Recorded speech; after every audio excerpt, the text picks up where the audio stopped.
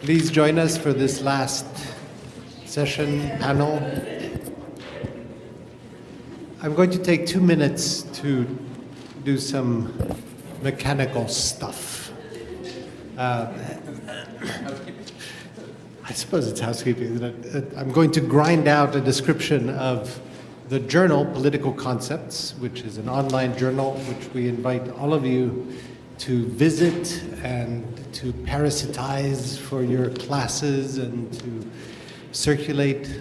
It contains a lexicon information of these political concepts that have been presented at the different political concepts conferences over the years. We're in volume 5.1, I believe, which is the Trump edition, as Adi mentioned yesterday. We would very much like to be able to consider for publication there the proceeds of this conference. So, if you have presented a paper that you're happy with, and even if you presented one that you're not particularly happy with, please send it to us, and we will butcher it and put it up there if our readers like it. The journal, Political Concepts, has taken concrete physical shape in the form of one book, which I will now hold up, and if you want to see it, we'll pass around for your pleasure. It's published by Fordham University Press. Political Concepts, a Critical Lexicon. We think of it as a lexicon information. This one has 12 or 13 entries, and I'll pass it around for you to look at. The next one should appear at the end of 19. It is called Political Concepts 2. We are masters and really commanders of originality. This one is subtitled Thinking with Balibar, and it collects some of the essays that were presented at last year's, was it last year? 2 years ago's Political Concepts Conference on the work of Etienne Balibar. Because I have it in front of me and because it's sexy in the extreme, I'm going to read you the table of contents so you'll know what's coming. The introduction by Warren Montag, Balibar and the Philosophy of the Concept. Anthropological by Bruce Robbins. Border Concept, Stathis Gourgouris. Civil Religion by Judith Butler. Concept by Etienne Balibar. Counter by Bernard Harcourt. Conversion by Monique David Ménard. Cosmopolitics by Emily Apter. Interior Frontiers by Anne Stoller. Materialism by Patrice Manillier. The Political by Adi Ophir. Punishment by Didier Fassin. Race by Hanan El Sayed. Relation by Jacques Lezra. Rights by Jay Bernstein. Solidarity by Gary Wilder. It's going to be a wonderful, very thick volume indeed. Finally, just two further housekeeping notes. The 2019 edition of the conference Political Concepts, which is usually held in New York, this year, exceptionally, and I hope not for the last time, is going to be held in Paris. So if you happen to be in Paris at the end of May, you should come. The following year will be in spring of 2020, and it'll be at the New School for Social Research in New York. And now it's my pleasure to introduce the speakers at this last session. In order, they are, again, with the usual parsimony and characteristic stenographic quality of our introductions. Yarden Katz is a department fellow in systems biology at Harvard Medical School and an affiliate of the Berkman Klein Center for Internet and Society at Harvard University. He'll speak first. Then a joint presentation by Peter Galison, who's the Joseph Pellegrino University Professor in History of Science and Physics and Director of the Collection of Historical Scientific Instruments at Harvard.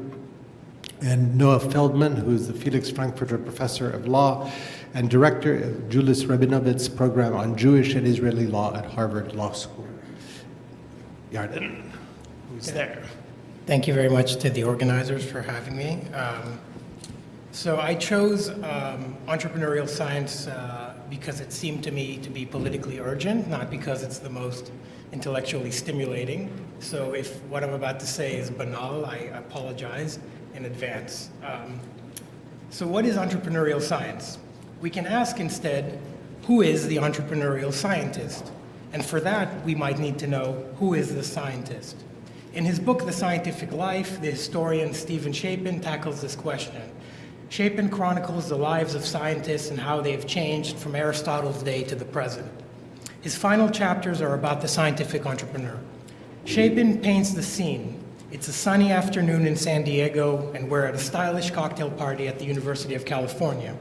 There are scientists, venture capitalists, intellectual property lawyers, all mingling harmoniously. The gathering, he writes, quote, is a sign that the university is fulfilling one of its major acknowledged functions in a late modern economy, building bridges between knowledge-making and wealth-making, end quote. Here, Shapin says, quote, business is business, and your gender, religion, or parental wealth matter less. For Shapin, entrepreneurial science is the obvious next phase in the progression of scientific life. Entrepreneurs are the risk takers that interconvert knowledge and wealth.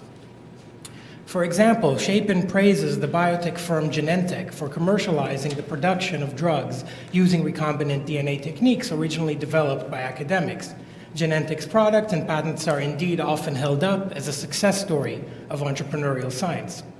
But Shapin omits one part of the story, a part so big it was written up in the Washington Post, but small enough that it can be glossed over safely in scholarship. On New Year's Eve in 1978, a group of men sneaked into a laboratory at the University of California, San Francisco. The men were from Genentech. Frustrated that they couldn't clone the gene needed to make human growth hormone, they came to campus to steal it. They grabbed the vial from the freezer, they published a Nature paper, produced a drug, and made billions. 20 years later, one of the thieves, Peter Seaborg, by then a famous professor at the Max Planck Institute, wrote a confessional in Nature magazine. As a witness in the ensuing court case between Genentech and the university, he said, quote, it was dishonest, I regret it, but that's the way we did it 20 years ago, end quote. Theft didn't make it into Shapin's account, but in footnote number 20, he cites a literature that he describes as, quote, complaining about universities and entrepreneurship. Okay, so in this vignette, we have the beginning of a theme. We have violent theft from what looks like a commons, and we have professional historians naturalizing entrepreneurial theft. My perspective today will be different from that of the professional historian. I'm writing from the middle of scientific inquiry. My aim is to articulate some of the violence of the American scientific enterprise, not just the violence it delivers upon the world, but also the violence done to scientists who are participating in it. I consider entrepreneurial science to be an important concept, even if not the most analytically accurate in this project. But there are some caveats here. Powerful arguments for the disunity of science by Peter Galison, among many others, compel us not to talk about science like it's a monolith. Different scientific communities have different fabrics. My focus here will be on academic biomedical science. But I consider the biomedical arena itself to be a kind of laboratory for entrepreneurial science, a place where the most destructive tools are developed and later, perhaps, exported elsewhere. Not unlike how tools of state control are first tried on non-citizens and then applied at home. But there's another danger still here, the risk of producing what Stefano Harney and Fred Moten called laments for the university. I take to heart Harney and Moten's premise that, quote, it cannot be denied that the university is a place of refuge, but it cannot be accepted that the university is a place of enlightenment, and this tension will be with us. So let's rewind. Let's probe entrepreneurial science by asking instead, who is the entrepreneur? The term entrepreneur is attributed to the 19th century French economist Jean-Baptiste Say, who became an icon of free market ideology. Say defined the entrepreneur as one who, quote, shifts economic resources out of an area of lower and into an area of higher yield and productivity. It's a sanitized formulation of exploitation in some sense, taking or stealing what's available and using it for self-interest. Perhaps unsurprisingly, in 1828, a French ship carrying enslaved Africans to Martinique was named L'Entrepreneur. Say admired the white European settlers in America who apparently brought agriculture to the indigenous population, thereby creating higher value for all. As he wrote to Thomas Jefferson in 1803, quote, "The United States are the offspring of Europe, but the children have more merit than their fathers. We are elderly parents, raised with stupid prejudices. You will show us the right way to free ourselves, for you did more than just conquer your freedom, you affirmed it." In English, the usage of entrepreneur rose sharply in the 1970s and early 1980s. You can imagine an engram here. I'd like to revisit this defining period through a somewhat forgotten text. In his 1984 book, The New Politics of Science, David Dixon analyzed what we might call entrepreneurial science and ways to resist it. By contrast to many science studies scholars who focused on the so-called politics of the device, Dixon recognized the top-down initiatives to reorganize the scientific enterprise. He wrote as important changes were taking place, making his account invaluable. Dixon traces moves by the Carter and Reagan administrations to elevate the role of corporations in academic research while slashing publicly funded programs. He reminds us of Reagan's science advisor, George Keyworth, who spoke in 1983 of the need to impart a, quote, better sense of reality, end quote, to basic researchers by putting them in touch with the marketplace. There were legislative changes that made it easier to patent academic work, the rise of so-called public-private partnerships, the expansion of university administration, increased competition for funds, and so on. Each change is sometimes exaggerated, but the whole, or the sum, is significant. But it isn't only that academic science was being recognized at the time as indispensable for profit-making and the imperial aims of the state. These structural changes were meant to erode the already limited democratic control over the spheres of professional knowledge. For Dixon, this affair was hybrid all the way down. As he wrote, quote, "Universities and industry have teamed up to challenge the democratic control of knowledge." In other words, universities were not being meddled with by some nefarious external entities called corporations and the military. Rather, the three spheres, academic, corporate, and state military, were partners in crime. Today, universities act as micro-neoliberal states, enforcing what Noam Chomsky called investors' rights agreements on behalf of entrepreneurial faculty and corporate partners. A recent case with UCLA is illuminating. With public funds, UCLA chemists developed and patented a prostate cancer drug. The university sold the patent to a company now owned by Pfizer. The company went to court in India, as they always do, to challenge a law that would have allowed the manufacture of cheaper generics. UCLA enlisted in the legal battle and is now helping the company make it so Indian cancer patients would have to pay over $100,000 a year for treatment. Activists, including medical students at UCLA, have been challenging the university for several years with no change. So how does this work? The entrepreneurial endeavor has two main epistemic ingredients, as analyzed by Phil Mirowski and Wendy Brown, who are both building in some way on Michel Foucault. First, there's the concept of the self as entrepreneur, the individual as a portfolio builder whose worth is constantly reevaluated on some imagined market. Second, there's the notion that centralized power, normally the state, must create the conditions for said market to make decisions. As Phil Mirowski pointed out, such a monolithic market is assumed by neoliberal theorists like Hayek to be a better judge than any person or human collective. Scientists are also expected to build portfolios consisting of publications, citations, patents, data sets, pieces of software. Digital platforms are constantly being introduced to evaluate these portfolios and create the mirage of a market. It's easy to see this entrepreneurial epistemology at work. Let's take a local example.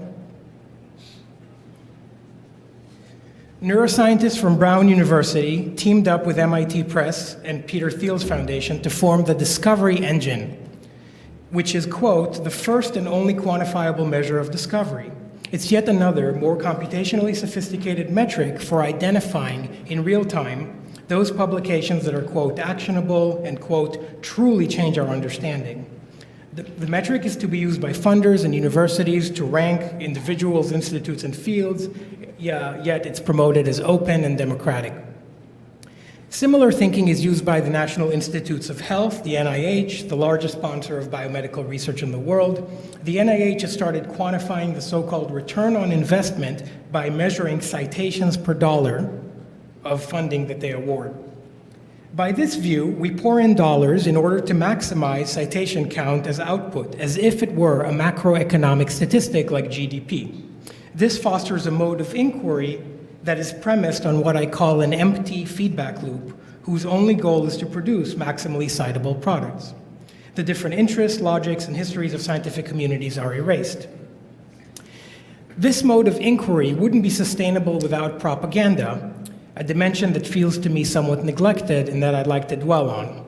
Propaganda is part and parcel of entrepreneurial science. Propaganda produced by hybrid alliances across corporate media, university press offices, and scientific journals. Consider the heated dispute between MIT and UC Berkeley over the patent to the genome editing technique, CRISPR. Whole wings of the university were recruited to a war of narratives over the rightful so-called inventors of CRISPR. The dispute unfolded on social media, in the pages of The Economist, as much as in the courts. Arguments crafted by intellectual property lawyers flowed into the official social media accounts of universities.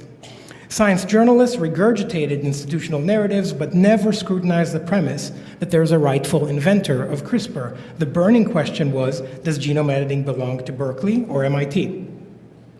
The CRISPR affair may be exceptional, but the vehicles of propaganda aren't. Entrepreneurial science depends on a pipeline where publications in prestigious academic journals become university press releases and are then recycled as news by science journalists. Dedicated science journalism is actually fairly recent. The New York Times, for one, didn't have a science section until the 1970s. But from the start, science coverage was about raising public support for science.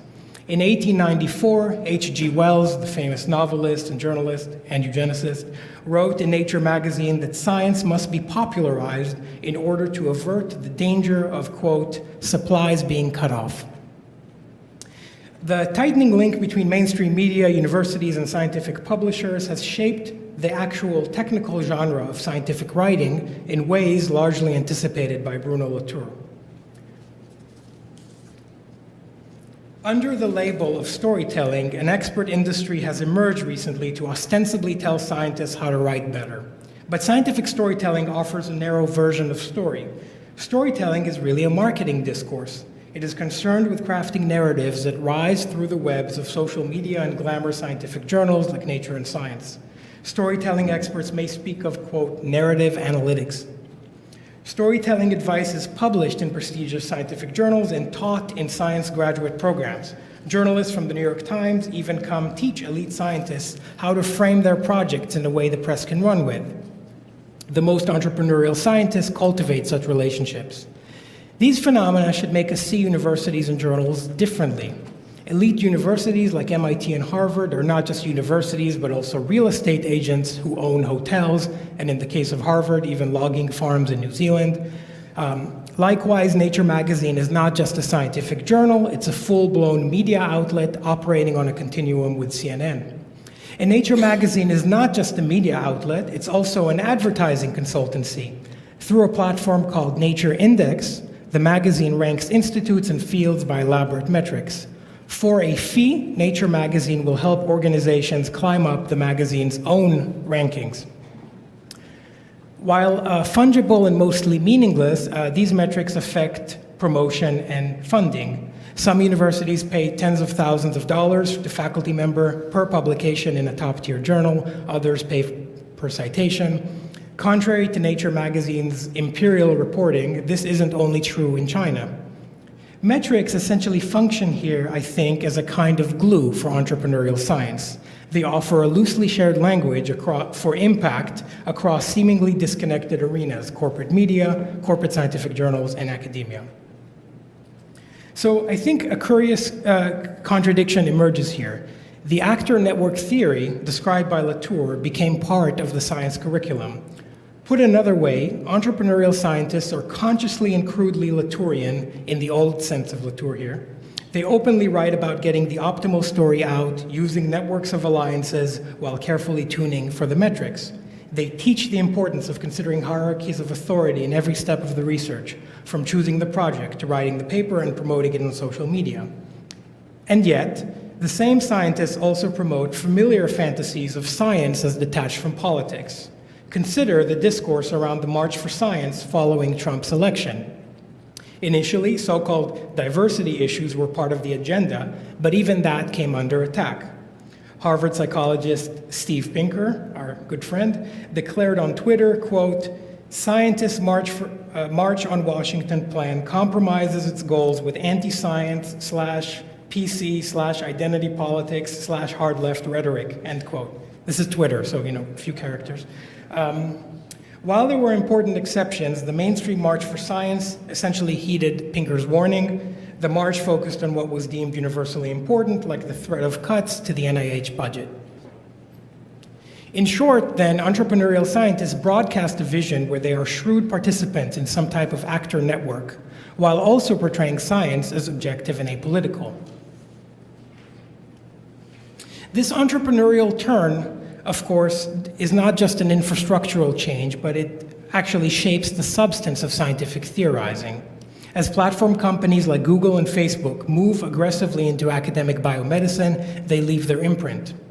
Take the Human Cell Atlas, the latest big science project, for instance, which is explicitly fashioned after the Human Genome Project. It's funded by Silicon Valley moguls, and it capitalizes on their computational tools. But it's about more than just tools. The Human Cell Atlas describes itself as developing a, quote, Google Maps for the human body. This framing exemplifies to me how a rich history of feminist theorizing about biology gets continually marginalized. The Cell Atlas project is essentially an imperial cartography of the body. The map metaphor that it employs is static. It presumes a universal set of cell types to be unearthed in positivistic fashion. Yet far richer dynamic models for thinking about cells and organisms have been developed by feminist biologists and critics. The most obvious here is developmental systems theory, as articulated by people like Esther Thalen, Linda Smith, and Fausto Sterling, Susan Oyama, and so on. Yet entrepreneurial biologists are generally unaware of and sometimes poorly reinvent this line of thinking. Okay, so what I've described so far can be seen through the lens of neoliberal epistemology as interpreted by critics like Phil Murawski and Wendy Brown. In short, academic work is restructured in the image of a mythic marketplace. Yet, there's a trap in these forceful critiques of neoliberalism. First, these critiques put us to work as interpreters and chroniclers of neoliberal theorists like Friedrich Hayek or George Stigler. In doing that work, we risk imbuing their project with coherence and power that it in fact lacks. Second, in becoming expert critics of neoliberalism, we begin to see it everywhere. Perhaps it occupies our imagination. Maybe we lose sight of the resistance, as Bonnie Honig argued in Public Things. I think that neoliberal epistemology doesn't need to be critiqued so much as deflated. The neoliberal framework, where a singular market governs all decisions, is at best an aspiration. No space inhabited by human beings is fully neoliberalized in this way, ever. After all, we can ask what scientific insights have ever been obtained through so-called information processing by the market. None, it seems to me. It's a silly fabrication. More critically, even under neoliberal pressure, scientific work is filled with acts that the historian Peter Linebaugh called commoning. Commoning is what makes resources available for collective use, a part of the commons. You can see it all the way from small things, like the way enzymes are organized in the freezers of molecular biology lab, to bigger systems of reagent and data sharing, and even publishing, even in its current corporatized form. If acts of commoning were to stop, the laboratory would collapse, and the social bonds between laboratory members, crucial for its function, would erode. But neoliberal epistemology blinds us to commoning, partly because it only acknowledges two entities, the individual entrepreneur and the state. No other collectives, including the laboratory, are admitted.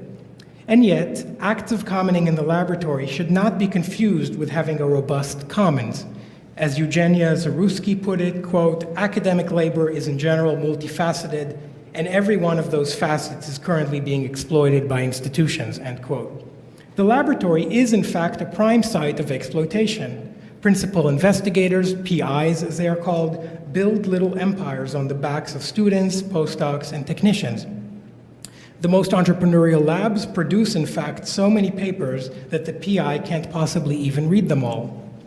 The system is stacked in such a way that PIs can play dice with their subordinates as futures.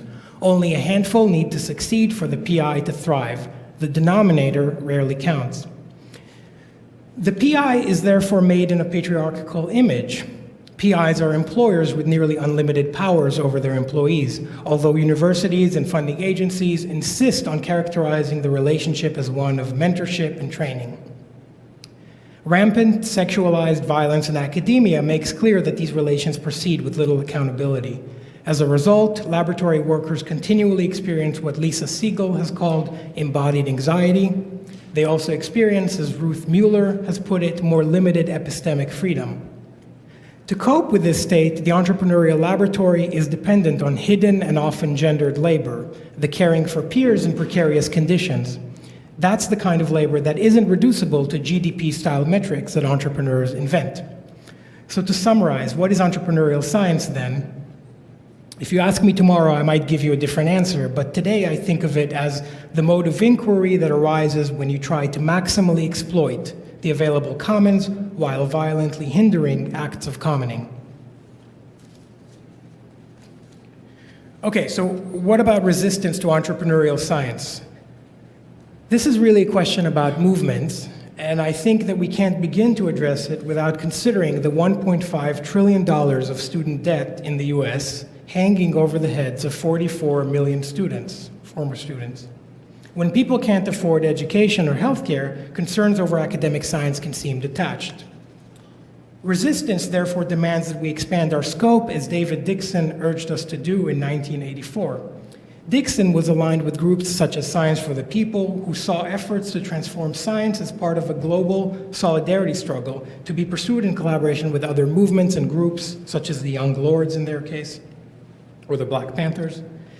Any effort to change science would require us to challenge, quote, the distribution of wealth and power in US society, end quote.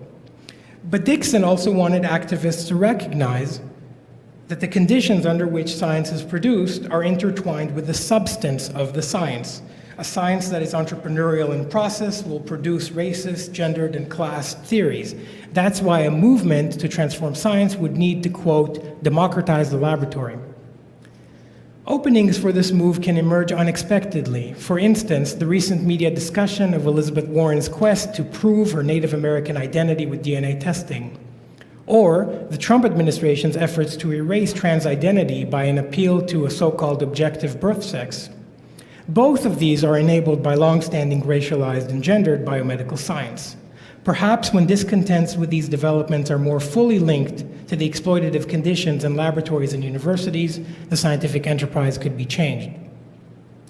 But in the meantime, recall Harney and Moten's adage, quote, it cannot be denied that the university is a place of refuge, but it cannot be accepted that the university is a place of enlightenment, end quote.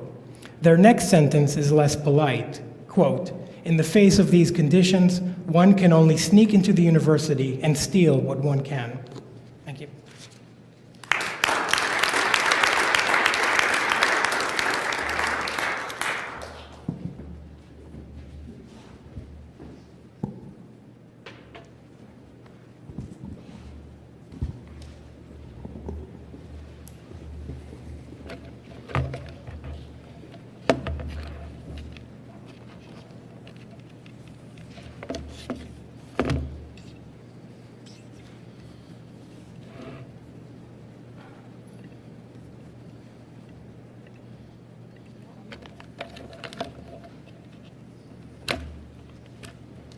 Okay, so we'll proceed in two parts.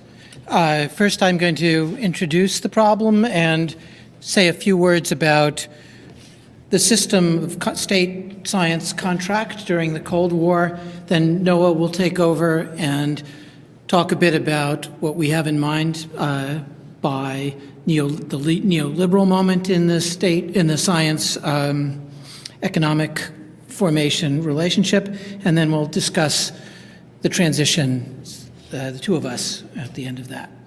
The argument is that we want to look at three interconnected moments of the condition that we find ourselves in now and did in the Cold War. That is to say, changes in the notion of a scientific self, the economic regime, and the epistemological virtues. That is to say, what the specific content-oriented virtues are, or approach virtues are to the scientific knowledge itself. We take on board very much and are sympathetic to the kind of presentation that we just heard, which I think is terrific, and of course have learned from the more intellectual historical work of Phil Murawski on the notion of neoliberalism and his colleagues in the work that they've done on neoliberal approaches from STS, and of course of our much valued colleague at Harvard, now unfortunately retired, unfortunately for us, Steve Chapin, who's been interested in the scientific persona, and questions of trust and charisma have been the locus for much of his concerns, as so, for example, what scientists did to gain the trust of entrepreneurs. Those are not so much our approach, although they're a valuable constitutive part of what we're doing. We're interested in this liberal, by liberal we mean the sort of the scientist as a liberal professional that begins in the 19th century, continues into the 20th century, and contrasting that with the rise of something like a neoliberal configuration of what a scientist does to form him or herself in order to be able to do a certain kind of science, as opposed to simply gaining the trust of people on the outside. We're interested in the scientists' direct participation in the political economy, and what that does to the science itself, rather than the influence in a kind of astral imposition on the science from an outside force. We don't see the university as separate from the economy, but as in it. The goal, in some sense, I mean, this is a kind of encapsulated, monstrously oversimplified version of the argument, but the goal, in some ways, of the science of the Cold War was to find an explanation that was encoded in a lapidary form in a mathematical expression. This was the goal, for instance, of Steve Weinberg, who wanted to find a unified field theory of everything, and who said, one day, I hope and expect to be able to wake up and find the Lagrangian of the world. And that would be the string theory Lagrangian that would explain everything else. This in a cartoon fashion in the 1980s. You had this picture of a proton or a neutron, and you made a Lagrangian for it that showed its little BB-like constituents of quarks. And then in more recent times, they were connected by these springs, the so-called gluons, and the Lagrangian of quantum chromodynamics. It's what's written down in mathematical form at the top. And the history of a certain kind of conception of science at its most prestigious over that period from 1945 to 1995 was a progression in the ambit, in the remit of science, especially in physics, as capturing that explanatory, lapidary formation of the Lagrangian.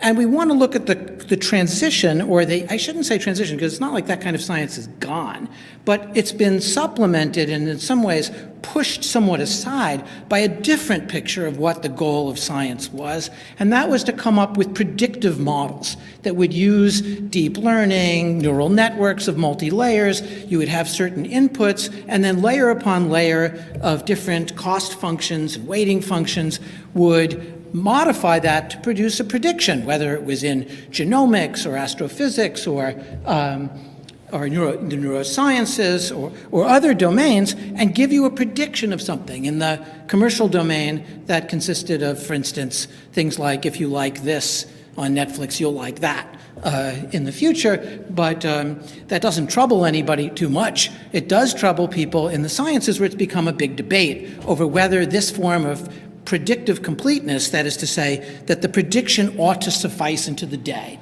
That if we can do that, why are you bothering us with a demand for explanatory structures? The Cold War really, of course, we really are looking at a long war from 1939 to 1989. And over that period, with the growth of big science at places like Los Alamos, Oak Ridge, Hanford, you had a new contract formed between scientists and the state. And whether it was GOCO, government-owned, corporate-operated, or after the war, the Office of Naval Research, and then the National Science Foundation, the Atomic Energy Commission, which becomes DOE, and all of the analog structures in the biological and biomedical facilities, that scientists and through their universities made a contract with the state and were funded by it. It was highly economic, but it wasn't market-dominated in its totality.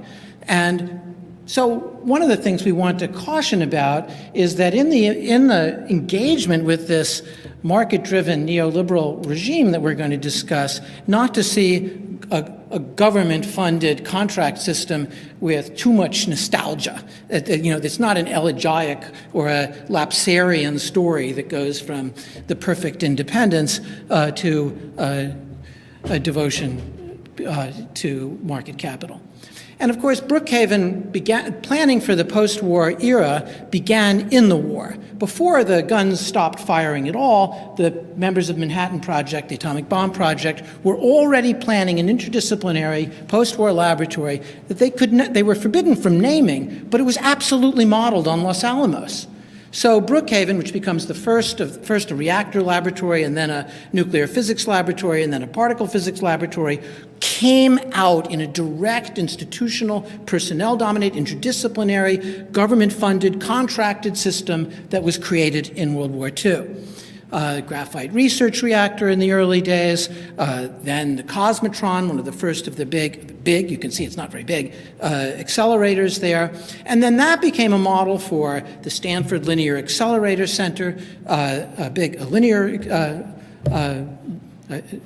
not organized in a circle, but in a line to create accelerated protons and later electrons to study the interior structure of atoms and their constituents.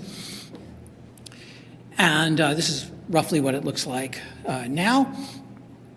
And then that, of course, became a model for Fermilab in Batavia, Illinois, outside of Chicago, which for a long time was one of the biggest accelerators in the world, no longer, replaced to a great degree by CERN. There were studies there. That became, there were thousands of people employed in these laboratories, and it led in the end, I'm sorry for the bad reproduction, but of plans for a superconducting super collider in the 1990s that would have cost tens of billions of dollars. It eventually was about several $billion were spent on it, between $1 and $2 billion were spent on it before it was canceled at the end of the Cold War. No coincidence. And in the end of that laboratory, all that's left is the hulk of some big halls and tunnels, is the residue of that moment of instability, where the arguments for it were that it's a little like a defense project, and we're going to put construction for it in every congressional district in the country. It's a little bit of a national project to restore the pride and national symbolism of bringing particle physics to its best point in the United States.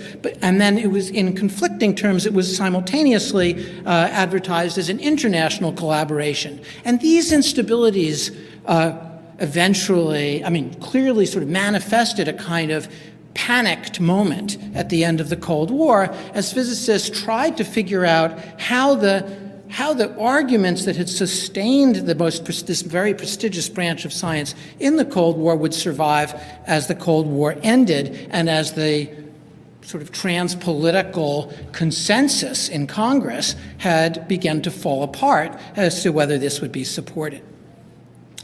We'll now turn to what happens as the SSC begins to collapse and government funds for these big physics and big science projects begins to fall apart. Noah? Thanks. So to pick up the story where Peter's leaving it off, I want to try to offer a tale of two laws. This is meant slightly cheekily. These are emblematic laws, and as you'll see, one of them is not a law at all. The first is Moore's law, which you're all familiar with, which is first formulated in 1965, is essentially a quasi-scientific prediction that technology would allow the doubling of the number of circuits on a silicon chip with a certain velocity, say every 2 years. Now, it's worth noticing, first of all, that this is often described in scientific law-like terms. even by its own terms, it was meant as a prediction about the function of economic incentives, not merely of technology. So the quote from Moore's article, and by the way, when he wrote this, he was the director of R&D for Fairchild Semiconductor. He says, quote, "The minimum cost is rising rapidly while the entire cost curve is falling." That's the sort of money quote from his article. So it's always in its initial form a quasi-economic prediction. It's significant to us both that it's economic and that it is a prediction.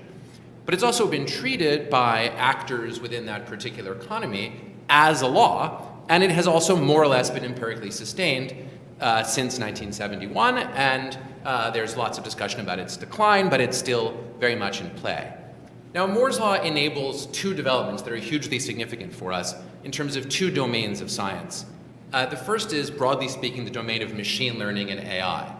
And our view here is consistent with that of many experts in the field, according to which the major developments in neural networks are not developments of a greater sophistication in software. In fact, many of the crucial algorithms were developed quite early. Rather, that tremendously greater computing power is what has enabled the use of neural nets to facilitate powerful machine learning. That, among other things, has led to the development of a domain of science, and I think we do think of machine learning and artificial intelligence as a domain of science, which is largely happening outside of the university context altogether, right? So the major actors here are Google and Amazon and other major players. There are university departments that are, in some senses, trying to catch up, but this is a major domain of science that is now developing largely in the private sector, and in which most of the most significant developments are protected under the intellectual property regime of trade secret. They're notably not patented. I'm going to come to patents in a moment, but they are protected by trade secret, and this is a growing and significant domain of science. The second sphere, which is in direct relation to the growth of machine learning, is what you might call, as a shorthand, big data biology. So this includes genomics, or the broader forms of what are sometimes called the omics forms of biological reasoning. It includes a lot of contemporary neuroscience, and it can be expanded more broadly. But our main observation here is that these developments are taking place primarily in the life sciences and are primarily driven by big data forms of analysis. That is, without Moore's law, it wouldn't be possible to do these forms of science at all. This then becomes the domain of science in which a lot of the most exciting developments are presently thought to be occurring. The second law is the Bayh-Dole Act of 1980. This has the benefit of actually being a statute enacted by Congress. Our claim is not that, and so I'm sure you all know this, but just to remind us, the Bayh-Dole Act essentially allows and encourages universities to patent research that is taking place with federal funding inside of those universities. Now, it's not that Bayh-Dole invented university patenting, but it did emblematize and also facilitate the emergence of a broader set of social practices. I'll state those, and then I want to say something about the ideology of Bayh-Dole. In practice, what this has led to is that universities, especially fancy universities, have offices that specialize in patenting new developments by often their most prominent scientists, though not inevitably. The scientists then start startup companies, which license the patents from the university on favorable terms. And the university then becomes effectively a partner, often a silent partner, in the running of these startups, so that there's a near perfect overlap of interests then between the scientist entrepreneur, to use the terms that Yarden was using, and the university in terms of its overall interests. There's more to be said about whether economic interests prevail here or whether it's the university's interest in retaining these scientists who stand to make a lot of money themselves, but that's for further discussion. Now, a crucial word about the ideology of Bayh-Dole and its relationship to the term neoliberal. One of our worries about neoliberal, and we're both very curious to hear people's thoughts and reactions on this, is that it's in certain ways a very useful term, but it has the drawback of sounding like, when you use the word, that you hate the thing you're studying. In fact, I labor to think of anyone who's ever said anything positive about something and called it neoliberal simultaneously. On the other hand, to call it wholly marketized or market incentives driven usually signals the opposite, that you really like the thing. So we're interested in, if anyone has any ideas, we're open to suggestions for a terminology that's less thoroughly saturated by various ideological commitments. But notice the following thing about buy Dole. It would usually be characterized as a standard instantiation of neoliberalism, right? It's privatization oriented. What's the original congressional justification for buy Dole? It's that the old Vannevar Bush model of pure science, which notably for Bush himself was supposed to lead to downstream economic benefits for companies that would capitalize on the science, had turned out not to favor US domestic interests sufficiently, because anybody in the world could take pure science that was out there and then turn it into a product. There was a lot of worry about Japan in this period of the late 70s and early 80s. In contrast, imposing an intellectual property regime on what was still government-funded basic research was supposed to allow a capture of the profit that would be gleaned from those downstream results for what were presumed to be US companies in association with US scientists. Now notice how complex that is from the standpoint of what is the supposed notion of marketized neoliberalism. On the one hand, it is privatizing, but it's about privatizing within borders, which is in some tension with the classic picture of neoliberalism as transborder. For another point, patents themselves are a form of state-enforced regulatory monopoly, which is itself in tension with broader market approaches. So notice that there's, that's just one example, and one could multiply that 1,000-fold, of moments where there's a series of ideological tensions within the category that one could easily and offhandedly call neoliberal. So I'm not saying don't call it neoliberal. I'm saying if you call it that, you have to be attuned to and aware of these inherent tensions and contradictions. Now, this all generates, among other things, a culture of a scientist entrepreneur, but it also generates institutional features that go with the scientist entrepreneur. So a good one is the Broad Institute, which we've already heard Yarden mention, which was involved, well, actually before that, I'll get to Craig Venter here. So an emblematic figure for this scientist entrepreneur is Craig Venter. This is a famous picture of Venter from the cover, actually, of Forbes magazine, wearing his lab coat and his suit coat to capture the idea of what a businessman is. You can notice that this is before the moment when being a successful entrepreneur meant you didn't wear a suit and tie. So it's a very dated image in that regard. He should be wearing a turtleneck on the other half of him under our contemporary picture.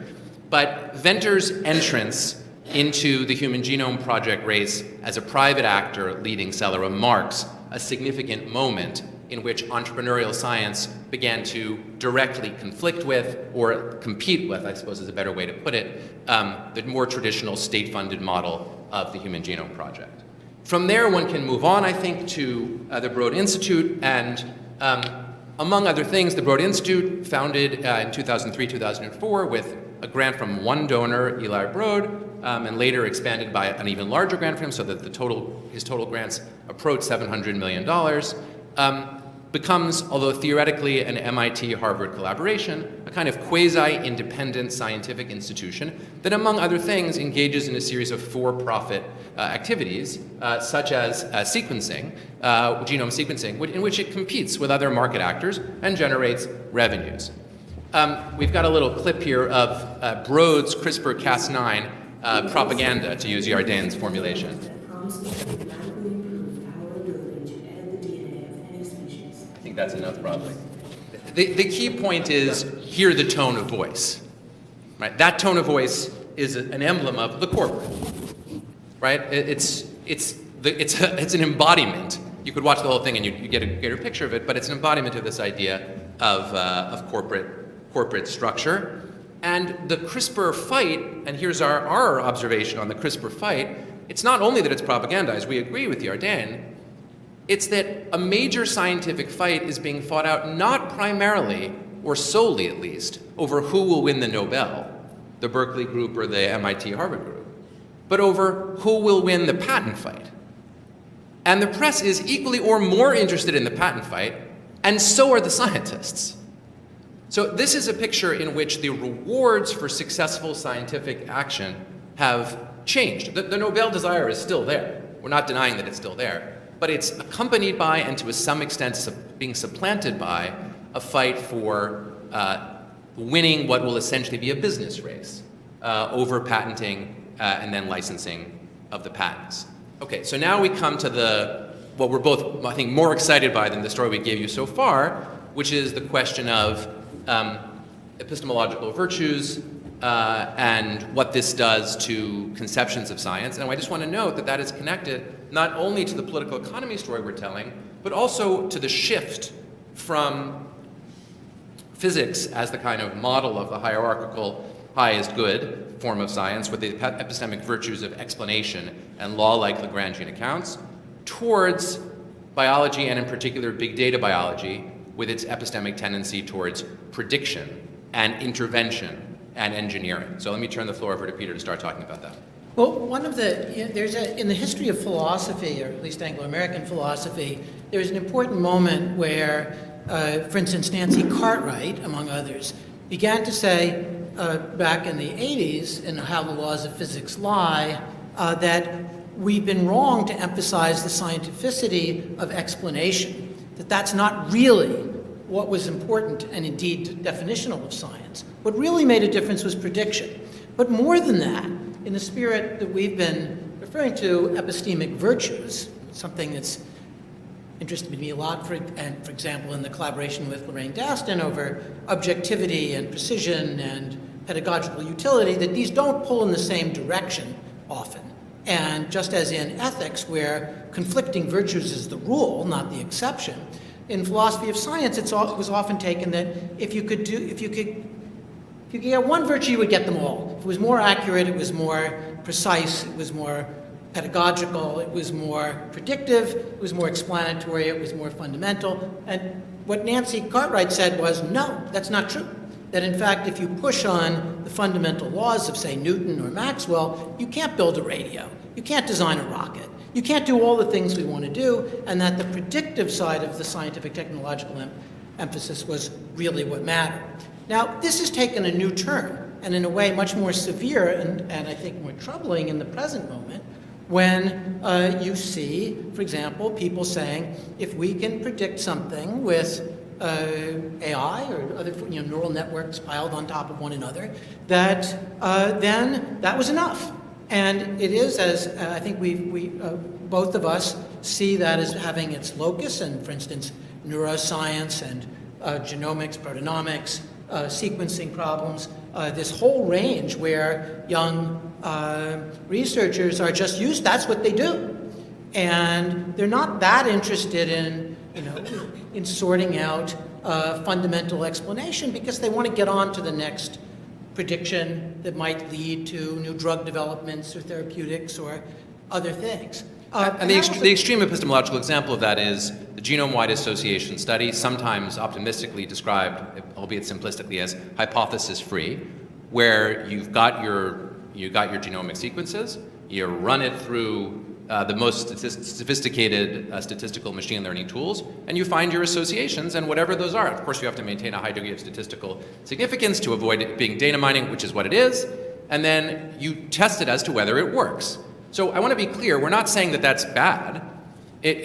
We're identifying it as something that directs you towards the questions, the tool directs you towards the questions the tool can solve, which might be potentially drug identification. It seems like Yarden is skeptical about whether it's capable of doing that, but imagine that it is, and it's certainly the way it's seen. That's one way to make the intervention. And then notice one further point. It's also what makes you the money. And here we're not talking about the little consulting money on the side of the mid-20th century scientist who does some consulting for Raytheon, or even the pretty good money of someone who leaves the university to start a company, to make something that the government will then buy. We're talking here about the outsized startup wealth that Steve Chapin points out is contiguous with doing the kind of work that we're focused on. Right. And then there's a back reaction even, it's not as if there's an island of, say, physics or other parts of fundamental science or astronomy or astrophysics that's exempt from this. You begin to see astrophysical sorting out of galaxies, different kinds of galaxies, is increasingly deferred to AI, or you see the massive data that comes out of the CERN Large Hadron Collider being approached by these deep learning algorithms, or making images, which are famously used and contentiously used, for instance, in facial recognition and surveillance technologies that have been much debated both in China and in Europe and the United States. Those are also used to try to make images of astrophysical phenomena. So there's a tremendous, these sorts of big data, petabyte scale data, inserted into these layered neural networks with an emphasis on prediction, classification, rather than explanatory structures, is something that's begun to move outside of one particular branch. And if one thinks of the scientific self, just to go back to these three categories that Peter began with, the scientific self here, you might sort of think of George Church, as a good example. He's been redefining himself for more than a decade now as a genome engineer. His talks are about how analyzing genomes isn't very interesting. Making genomes is the thing to do. That is the way of the future. In that picture, the various strands we're talking about very much come together. It's a making and intervention model. It's simultaneously a model of not only metaphorical entrepreneurship, but literal entrepreneurship, in which he's got 2 or 3 startup companies running at the same time. And it's also a, how can I make the world a better place through my intervention? Now, we're not criticizing, I don't think, any of those 3 things, in the sense that making the world a better place is an attractive life aspiration. But it is notably different from, I'm seeking to explain the fundamental laws of nature, which might or might not make the world a better place. It's a more directly interventive picture of the scientific self. It's a more activist picture. And our point is, it's totally consonant with the idea of the entrepreneur. And one thing we've struggled with a little bit is, how much of this ideological picture that we're talking about in the context of the scientific self be seen as derivative of economic interests. Neither of us wants to have a very crude view, according to which the way you're going to make money definitively determines what you think. But as I've said to Peter, when you're literally talking about someone who is working in his or her lab on a project sanctioned by the university, which simultaneously could make said person billions of dollars, it's not some large stretch of ideology to imagine that may affect the way the person thinks about his or her daily praxis. So there's a larger question here that haunts all discussions of neoliberalism. Etienne Balibar has written very interestingly about this. How does one think about the complex of forces of what might resist this neoliberal moment? How do we think about nationalism? How do we think about alliances, strategic alliances, essential alliances? What are the politics? I mean, it's not certainly, we're not in a position to simply wish this neoliberal configuration that's much wider than the sciences away simply by not liking it, but rather maybe the kind of attentiveness to the contingencies and the choices that are made, not just from the outside that reshape the university, but from the way the universities are structured themselves, and that I think demands our attentive and critical assessment. Yeah, and just to come close, I guess we're close to closing on that, many of the proposals with respect, for example, to AI's real-world effects, when there is concern in the general public, run in the direction of strong state regulation to prohibit various manifestations of the technology. That's often the instinctive response. Maybe that's an appropriate answer, and it may very well be the only answer in certain concrete spaces. Certainly the structure we're talking about is great enough and powerful enough that it's unlikely to be blocked by anything other than interventive state regulation. On the other hand, that interventive regulation, we have to recall, would still be controlled by whatever political forces captured the state. And there is a tendency to imagine, I think, among people who are thinking of forms of resistance, that in their perfect scenario, they and their viewpoint captures the state, and having done so, they get the outcomes they wish. But an equally likely outcome is the outcome in China, where the state is already actively interventive in all of these things, happily uses the forms of technology, for example, in facial recognition, which is going to soon be completely universal within China, operates through state-owned enterprises, so firms that are quasi-public and quasi-private, but nevertheless achieve these things. And that's the scenario that is at least as likely. And so the hope for state regulation at the end of some public action period just needs to be taken, I think, with a grain of salt and interrogated with respect to what the possible outcomes might look like. They're not all the utopian ones. So I mean, just a closing thought on the politics of this. They're very complicated. We're trying not to be nostalgic for the state-run, Cold War-driven nuclear funding of the Cold War. We're trying not to be techno-utopians, saying that this is where it's all going. You can hear from our presentation we don't tend very strongly in that direction, but that is a genre that's out there, especially among the scientific entrepreneur actors. We want to identify these phenomena and call them out in order to be able to be critical about them, but we don't think that there's some obvious or simple set of fixes, whether regulatory or technological, that would reverse what is in many ways, at least in our view, a manifestation of science that's very much affected by bigger political and economic trends out there in the world. Actually, just one comment on that is, sometimes you have the option of doing something or doing nothing. The idea that we could go back to massive state funding of science in its medical, technological, scientific components is not going to happen. I mean, the withdrawal from state small s and state big S of funding to both state, in the United States, to both state and private universities has been a hugely important force in creating the situation where people want to have laboratories that have a dual identity of corporate and academic. So I think that and you see that, I mean, we focused almost entirely on the United States, but you see these, as Noah mentions, in China and also in many parts of European universities. I mean, when I give talks, people say, oh yes, let me show you the laboratory. It's just like it happens in America. This laboratory is supported by L'Oreal, and we're making nanospheres. Why are you making that? Well, because L'Oreal wants it for their sun cream. And, you know, I think that there's a way in which there's no day pass from these sorts of forces. We are in the midst and need to figure out where we've been and where we want to head.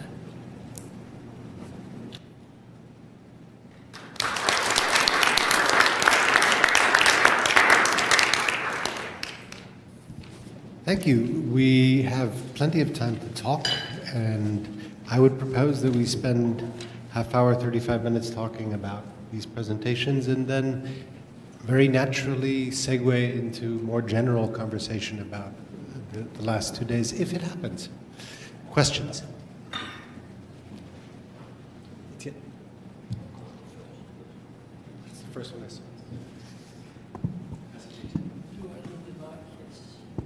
Okay, this is a question for Peter and Noah, although it perhaps also touches the subject discussed by Yarden. I don't want to divert the discussion from the very contemporary and very urgent political and epistemological issues that you are raising. But I asked the permission to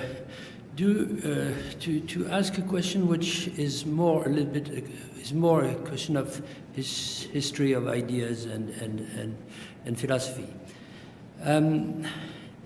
I have no doubt that what you have been describing, I don't know if it's a revolution, but it's certainly a dramatic evolution in the social status of science, scientific agents or workers, which is not only which does not only articulate research institutions, labs, for example, and business structures, but also, in fact, essentially impacts the activity of the scientists themselves, the scientific community, and therefore inevitably transforms the very idea of science which works as their guide or ideal. So that certainly is and you gave a kind of chronology with emblematic moments and even pictures. So this being said, what I'm wondering or suggesting is that the great dilemma with which you are ending between an idea of science which is essentially linked to the search for explanation, and therefore, as its ideal has and nourishes, so to speak, the hope of reaching ever more fundamental and more universal types of explanations, what the old times called laws of nature. So the opposition between that type and what you describe as a scientific activity for which prediction and then, of course, applications is the essential value, let's say. So I wonder if this is not something that, in fact, already existed and was thematized, or if not as a conflict, at least as a tension. I wouldn't say with the very beginnings of modern science, but I would say with the moment, with the Industrial Revolution, I mean, with the moment in which an articulation, an organic articulation of science and technology becomes obvious and central and works in both directions. And since I don't want to be very, very long, I'll just, sorry, this is parochial once again, but I'd remind us that the central motto, the formula around which the founder of positivism, that is Auguste Comte, founded his philosophy of science, was the following formula. So it's the French translation. Science generates prediction, prediction generates action. So maybe this is a little too linear to give an account of what you are describing, but nevertheless, I mean, the central idea of positivism is clearly the idea that the search for explanation is a metaphysical kind of interest, which would fall under the critique of Nietzsche very easily, and the rational and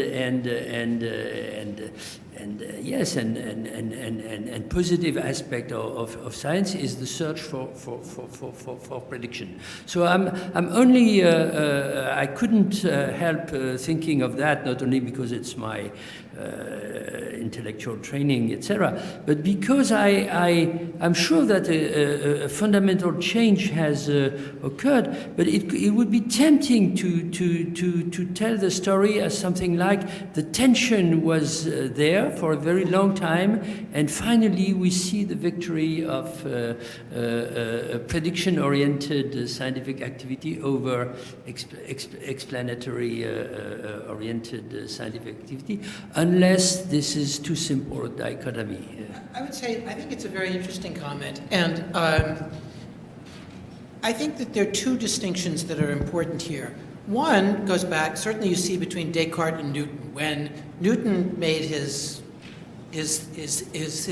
theory, many of the Cartesians who followed Descartes said, but you're not explaining why gravity works. You simply give us this rule of, m1 times m2 over r squared. It's not explanatory. Yeah. That's where he's going. So that's that, and that tension between explanation and prediction is certainly something that comes through over time. Then there's a separate issue around positivism, anti-positivism, which seems to me intellectually, historically distinct, but overlapping. And what's distinct about it is that it wasn't as if Descartes' vortices were observable. They wouldn't meet the standard of a rigorously Kantian scientist. But in the history of positivism, anti-positivism, that's been something that's also worked through the sciences. In recent times, since World War II, there was a big battle between the East Coast and the West Coast, between California and the East Coast of the United States, over what the nature of fundamental physics was. Should you just say what goes in, what goes out, or should you have an account of all the fields all the way down? And that was the battle with Weinberg on one side and other people, and Steve Chu on the other. And so I think that this idea, both of them wanted prediction, but they under different conditions. So I think there's the prediction explanatory tension, which I agree, it goes back a long way. And then there's the positivism, anti-positivism, which also goes back a long way. And then there's the question of what's happened recently, and there I think scale, quantity becomes quality. And as Amazon and Alphabet and Google and all these places are putting billions of dollars into this research, it transforms everything around them. It transforms the university, it's transformed Silicon Valley, it's transformed Stanford, it's transforming Cambridge, England, and the whole, so I think that's something where the ideas have I think I would take these two tracks in the history of ideas, positivism, anti-positivism, and prediction, explanation, but then see this whole thing exploded into a scale that was unimaginable a generation ago.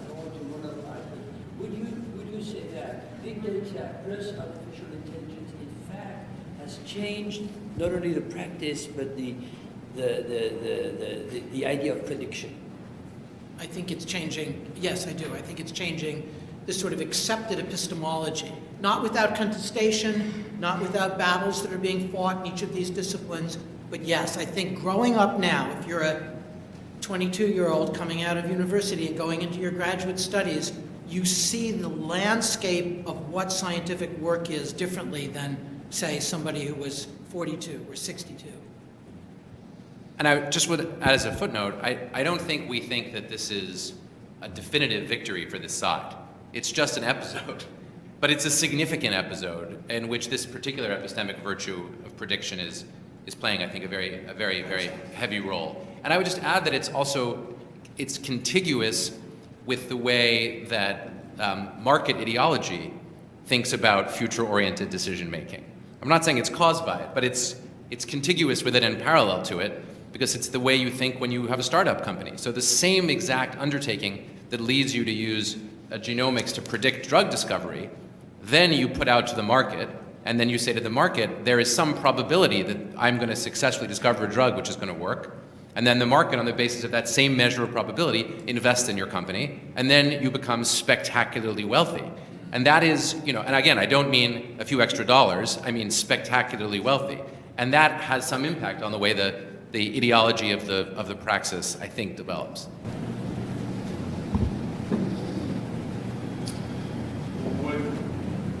If I try to put your against talk together with yours, it seems as if the contiguous descriptor right now is fudgy. You wouldn't say that the economic motivation spurs a certain way of looking, or favors a certain epistemology or a certain way of looking at things, so you're looking for what the application would be is a major factor where before, if it happens, fine. I mean, I'm trying not to fudge it. As I said, I do believe that if you're, someone in, I'm in my 40s, if you're in your 40s and you have your first big lab and you're doing your first work, I think your success as a scientist, your cultural capital from your success as a scientist today, certainly in the Harvard medical world, Yarden, you can disagree if you disagree, it's identical as to whether you will have a highly successful company or whether you will make important scientific findings. Theirs are now overlapping. To have the one is to have the other, and almost nobody is seen as having only important scientific findings that made him or her famous without a company that goes with it. So yes, I think that but what I meant about contiguity is that the structure of prediction is parallel in some important way, but as between the prediction of a scientific outcome and the prediction of that, and that's what I meant by contiguity. Yeah, but that doesn't answer the question about motivation. Well, why can't it be, so my informants tell me that they get up every morning and they go to the lab to do good science and find things out, and they would like to be famous, and they know that the way to be famous is also simultaneously to be rich, and they would like to be both. And that seems like a defensible account of their motivations to me. I think they both want to make scientific outcomes, and they want to make the world a better place. They do want to make the world a better place. They want drugs that will affect lots of people in an improving way. And also, they would like to be rich as a consequence. I think that seems comprehensible to me, and it doesn't seem inherently contradictory. I have no reason not to believe them when they say those are their motives. Alex, no, go ahead. This is kind of a follow-up. So the flip side of the question is, is this new sort of corporatized university, or the university half of the equation, essential to what's going on here, right? So clearly, and you've argued over and over again, and I believe you, the making money part of this is central.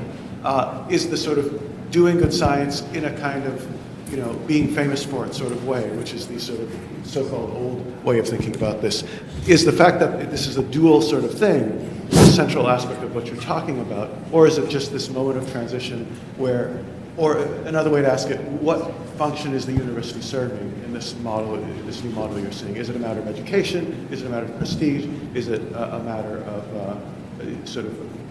a sort of state-sponsored, breeding ground for ideas that then can be harvested? So I think, we see there are a number of actors. It's not just venture capitalists.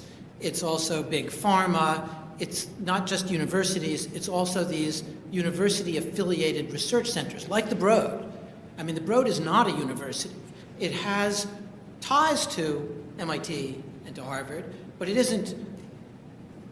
It isn't under the direct function of those ties. Yes, and I think then the Broad, or the universities more generally, are also actors in this. I mean, so it's, and what are their motivations? So one of the motivations is also to make money. It may not be because they want to get rich the way I don't think institutions should be seen as replicants of individuals, as if they have a psychology the same way.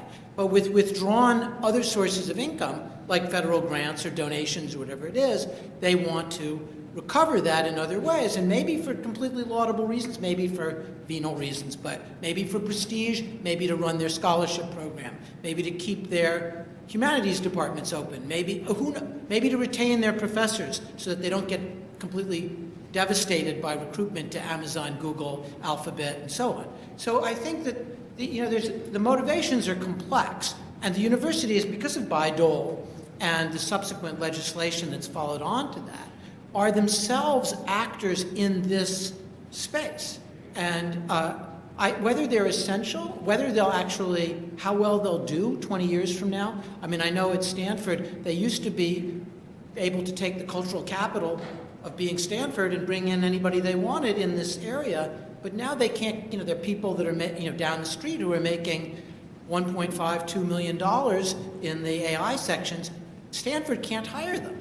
So I think that it's complicated. They're in both a supportive relationship with Silicon Valley and with the AI industries in China and elsewhere, but they're also competing with them. And how that plays out in the long run, or even the medium run, even in 10 years, I don't know. I agree with Yarden should speak. Yeah, just a minor comment about, if I understood your question correctly, it was about what's the role of the universities in this, or why are they in the equation? Well, is this a transitional phase, or is there something about this other, so the state, yes, don't trust the state, so you need the savior here.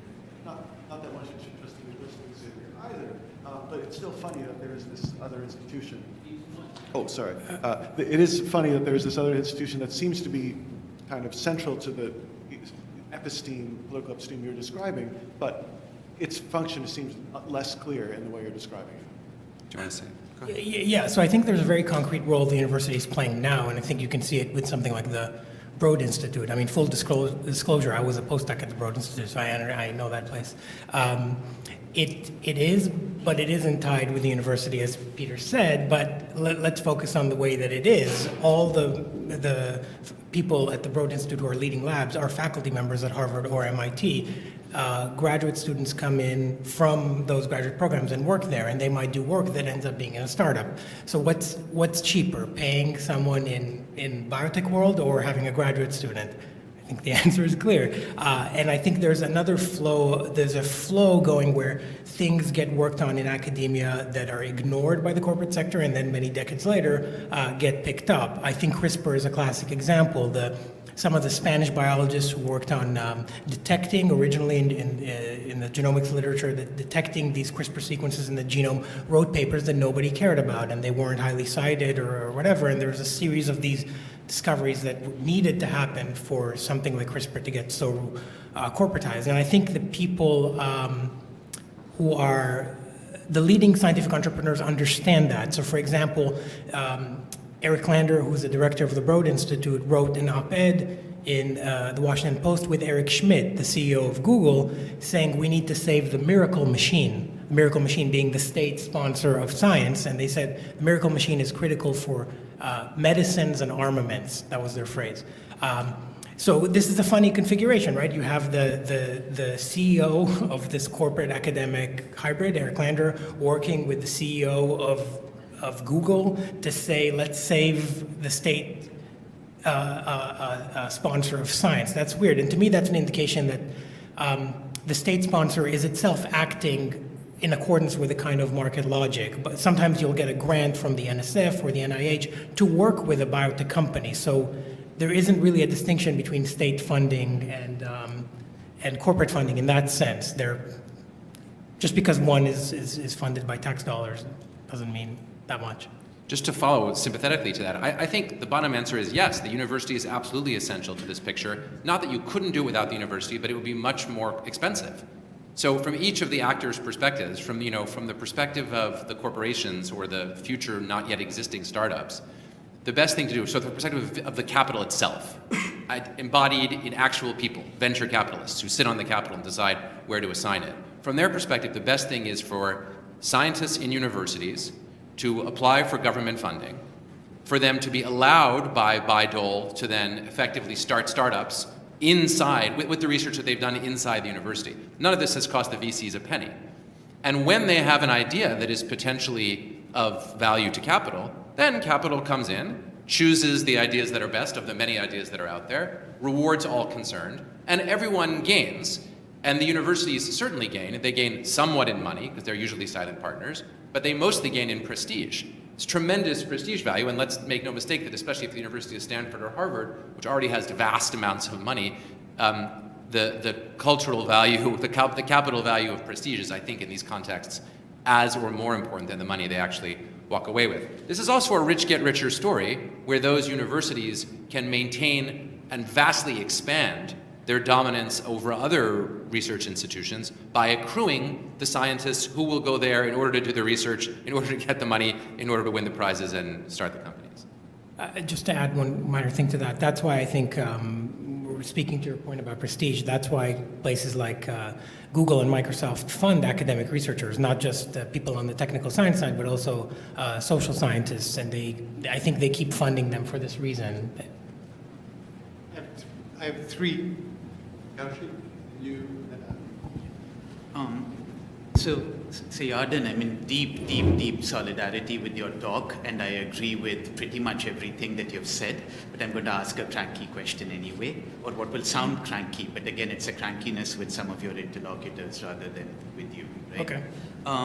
Which is, and it's a tedious point, which is I'm wondering whether the neoliberal university that, Wendy Brown, Phil Mirowski, Moten and Hani and so on talk about is not the American neoliberal university, right? In that, this line, the university is a space of refuge, not a space of enlightenment. I'm in solidarity with it, but it's a deeply bothered solidarity because I come from a country where now in the last 2 years, students have been arrested from their dorm rooms. Progressive faculty have been targeted in very specific ways, ranging from putting their pay at threat to legal action. And the university vice chancellor has been assassinated for being a rationalist. So, refuge looks pretty good to me because I'm seeing a country where the university isn't a space of refuge and it ain't good, right? So then, and this isn't a rationalization for neoliberalism at all. I'm not saying that neoliberal university is bad, but it's better. That's not where I'm going with it. But also in terms of thinking about privilege, for instance, right? Absolutely, we're dealing with a privileged space when we're talking about the American university. But I've been wrestling for a few months with a provocation that an Indian biologist interlocutor made to me, which is he asked me, how do you account for the fact that in crude terms, a majority of faculty at American universities tend to be more politically progressive than the population writ large, scientists included, whereas a majority of faculty at Indian universities, especially scientists, tend to be more conservative than the population writ large, right? And there are many, many complex answers to that, including also the different structure of the university and so on. But you're dealing in India with a university that's not neoliberal, and there are and one of the big reasons there is caste, right? So again, the neoliberal university is awful, but the Brahminical university is kind of really awful too, right? Yeah. And then I'm thinking about what it would mean to think about the American university not as a neoliberal university, but as a corporatized university, and whether they're the same thing or slightly different. And I'm thinking of corporation in the very formal sense that Thorsten Veblen describes the corporation as a formal coalition of ownership. So I'm thinking that, the first thing that happened when I came into this room was me signing a consent form for video recordings. And on the one hand, this is an ethical acknowledgement of my free will to be recorded. But on the other hand, what I'm signing are the rights to the use of my recordings, over to a private corporate entity, right? And I'm thinking about, and I'm perfectly happy to do that because I don't say anything that's threatening to my state. But I'm thinking about what that means in the context of a few weeks ago, I was with friends and comrades of mine, none of whom threatened the Indian state, who were at a memorial gathering for a comrade who had died a few years ago. And suddenly all of them were starting their presentations by saying, I could be arrested for being an urban Maoist for saying this. Right? And so what does it mean to think then about the entanglements between a corporatized university where property in some sense and is in these authoritarian times when sort of work, discourse, and so on can travel in ways that, I was happy to sign that form, but many people who are my friends, now it's in their interest to be very, very controlled about who gets to hear what they say when and on what terms, right? So I guess where I'm going with this is saying, yes, the neoliberal university, and yes, the violence of the neoliberal university, but it seems like the university today is a violent space in multiple kinds of ways, and that inhabiting the university and developing a politics towards it might involve also thinking in really specific ways about the different kinds of violences that we inhabit. So I have a couple of thoughts. I'll be quick. First, I wouldn't put Moten and Harney, definitely not in the same group with Brown and Mirowski, and I wouldn't put Brown and Mirowski together either. But I just want to emphasize, the first part of their phrase is it cannot be denied that the university is a place of refuge. So I think they would be in agreement with you, but what they're inviting us to not do is not to fall prey to this liberal discourse of defending the university, which we hear a lot of, or a call for a return to a kind of state-sponsored utopian science. So I don't really see a tension. The reason I'm talking about this, or the reason why I chose this concept, is because I think the university is worth deep engagement with. I wouldn't engage that way with Google or Uber, or for very obvious reasons. To your second point about diversity and people in universities, depending on the place, being more or less progressive, I think it's a tricky one, because if you spend time in business schools or law schools, it's a different story. I think this rhetoric of this narrative that people in academia in the U.S. are more progressive, I think really breaks down. There's the neoliberal progressive discourse of diversity, but that's a different thing.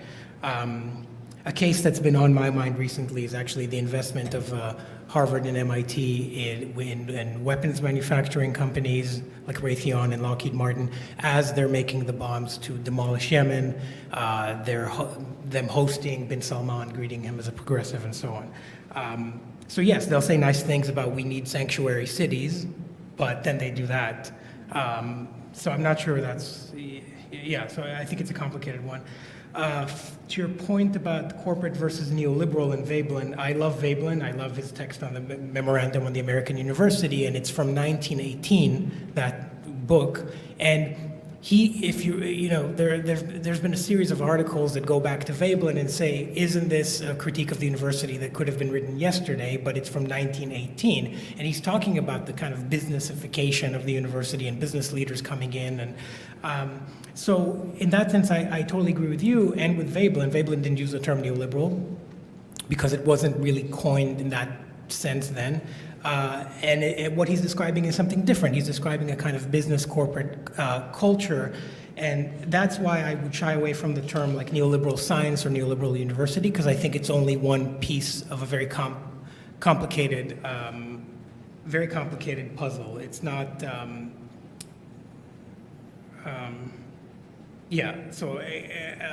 Like for example, just to go back to something I mentioned, I talked about the NIH quantifying return on investment.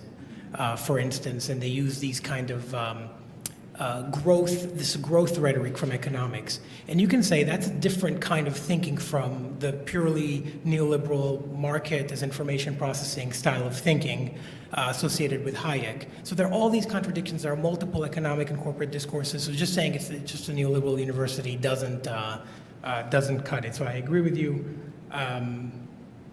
Finally, to your point about entanglements, I agree with you. I don't have much to add. Sorry for taking so long. I think that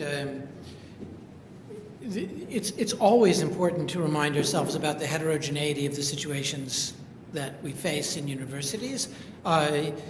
Even within the United States, if we were talking about these questions of the Broad and so on, 2 days ago I was giving a talk at UMass Lowell, and some of the people said, our students are wondering whether they can get out of living in their cars. Our students are worried about whether they're going to make it through the winter, or their families where there's meth dependence or opioid dependence. The situation of the community colleges in the United States and parafaculty and the difference between state universities and prestigious parts of the state university system and the non-prestigious parts of the state university system. I talk to people in Milwaukee, and they say they look at University of Wisconsin-Madison as if it was a foreign planet. And then I think that's true within Europe and within other parts of the world too, whether different places in Africa, or different places within Central and South America. And historically, when I teach my students about 19th century or even pre-World War II or the rise of Nazism in Germany, and I say, well, the students in 1930s in Germany were among the leaders of enthusiastic backing for Nazism. They go, really? We thought university students would have been on the left, and there were some, of course, but doctors, the so-called liberal professions in pre-33 and shortly after post-33 Germany, these were elite institutions, and the elite more or less made their peace.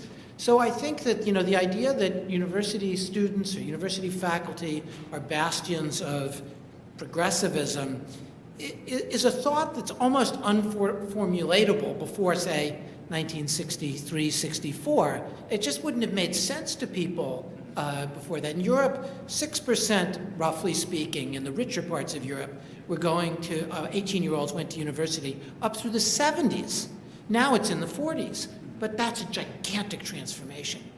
So I think that, your point is deep and important for us always to remind ourselves about when we talk about the university. We're talking about a lot of different things. There are 500 or 600,000 faculty members in the United States, but they're not faculty members like at, well-heeled state or private universities. And the same is true for in Western Europe or in England, the difference between Oxford, Cambridge, and the poor and everybody else, and then between the upper levels like Manchester of the red brick universities and the lower level technical universities, gigantic transfer. So I think these are important to remind ourselves about, and that we are talking about, in our talk, we're mainly talking about like the people who were involved in the atomic bomb project. Well, yeah, there were thousands of people involved in it, but there were tens of thousands of people who are not involved in it. So I think that we have to be aware of that, but we can also see what these transformations have done to Sorry, can I add one thing? This is the answer I should have given you, which is this is why I tried to focus. Maybe it was too quick. Focus on commoning and the commons, and this focus on creating local spaces within the university.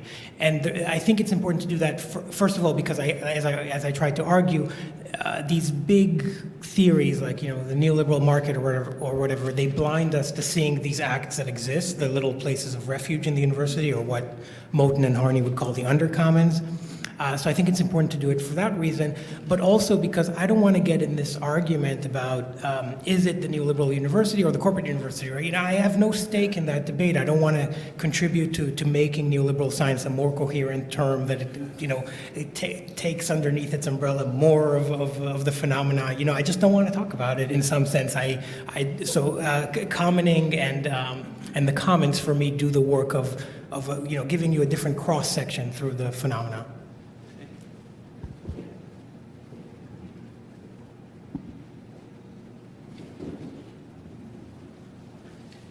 Thank you all for the wonderful presentations. I have a question which I hope will connect the different parts of the discussion today, and that's to do with one of your statements that instead of physics, biology is now the main science. So my question is to do with the impact of the biologization of science in relation to ancestry discourses, in relation to identity in the present, and I have in mind DNA research and also archaeogenetics as an archaeologist.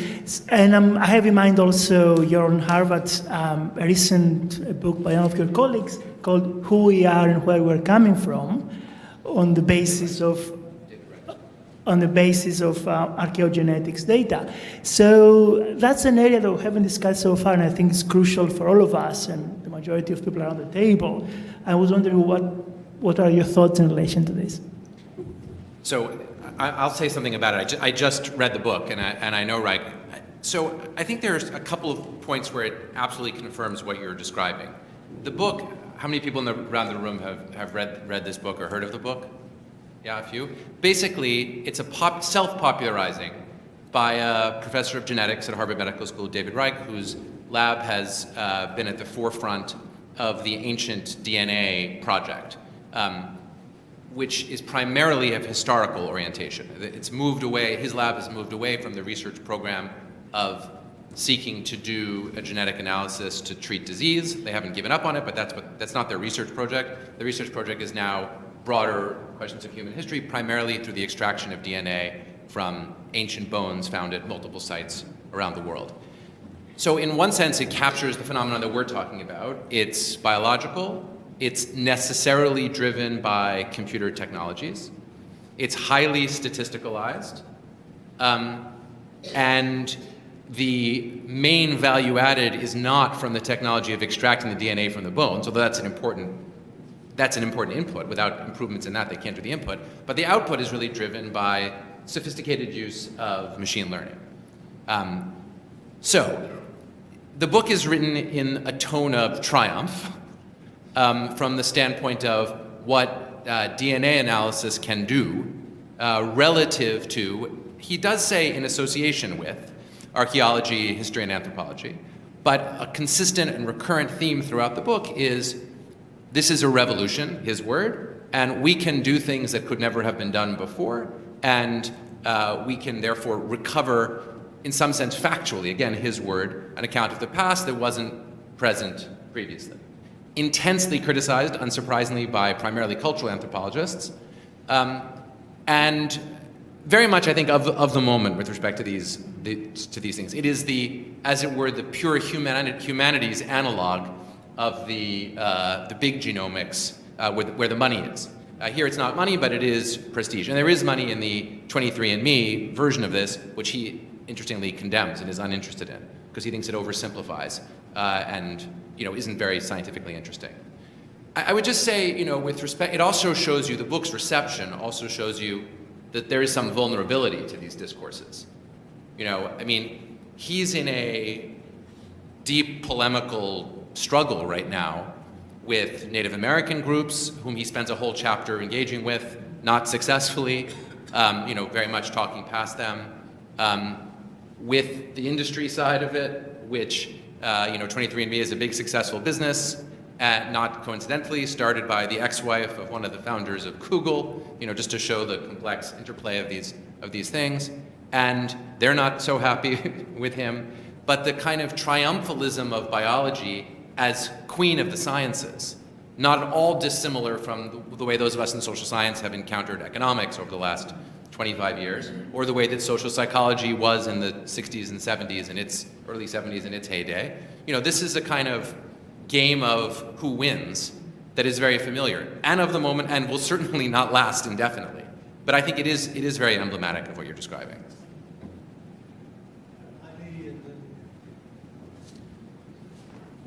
What do we do about the very disappointing reports of Western scientists wagging their finger at the Chinese geneticists who tried to engineer the fetus of twins so it would have an immune system to HIV?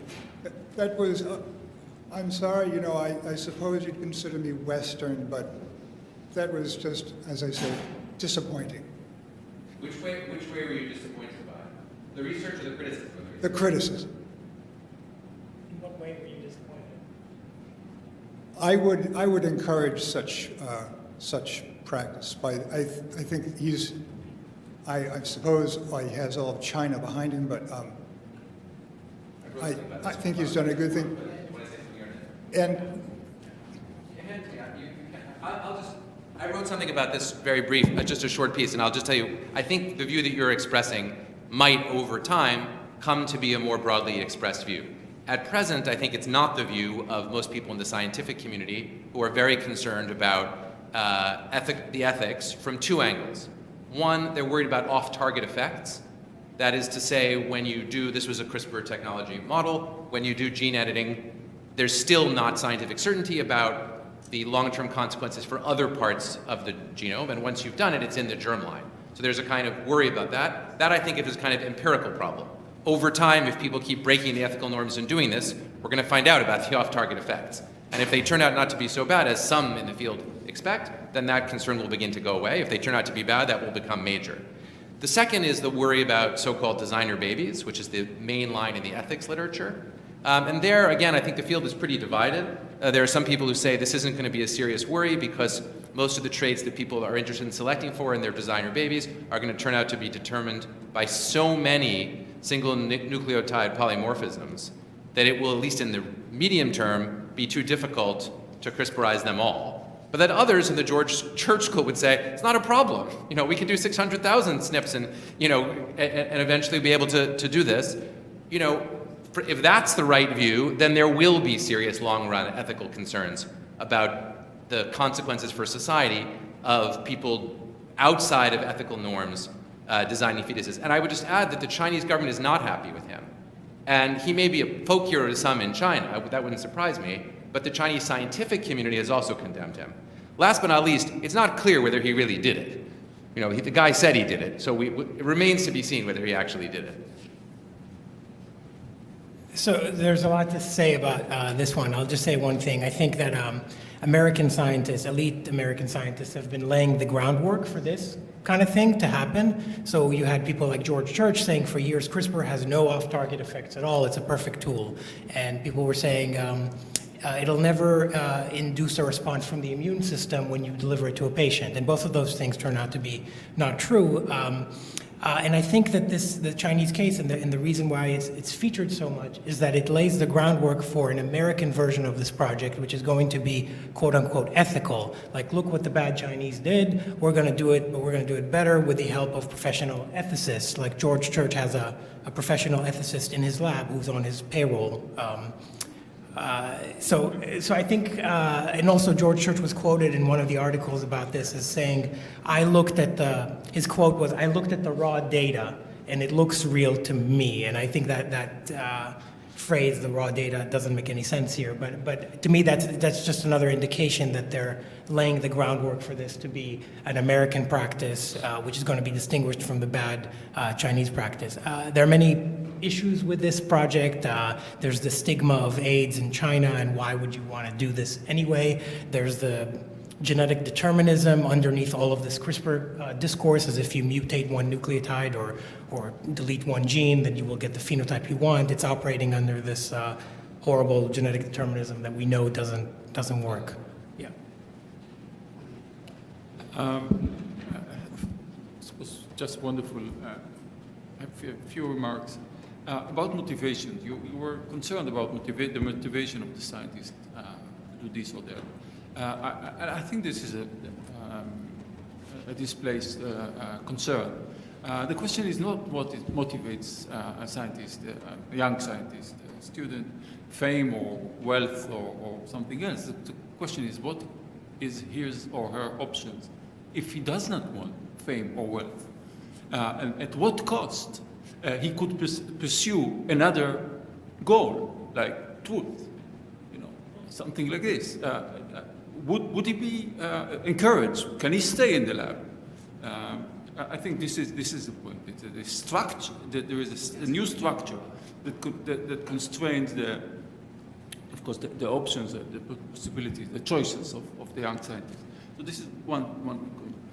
Then you said, Noach, you said at one point, everyone gains. Of course, I guess you meant everyone in the room gains. Yeah, I didn't mean in the world. Yeah, I know. I just want to take it further. So clearly, everyone in the room gains at the expense of so many others, and the extreme unequal distribution of the wealth around. So, I don't have to tell you this. But what you said about, I wanted to connect this with the anecdote that Yarden told about these two people from Broad and Google signing this paper together.